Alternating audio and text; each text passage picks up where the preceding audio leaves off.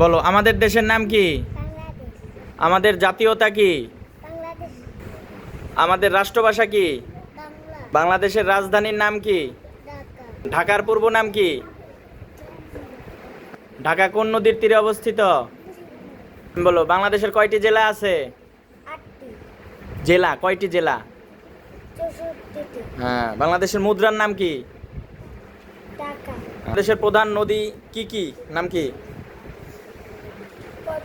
মেঘনা, যমুনা, গঙ্গোত্রী, সুরমা। বলো, বাংলাদেশের বিভাগ কয়টি ও কি কি?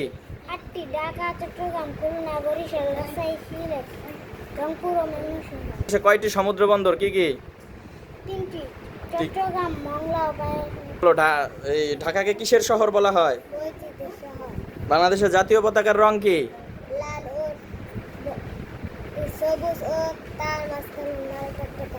আচ্ছা, ঠিক আছে।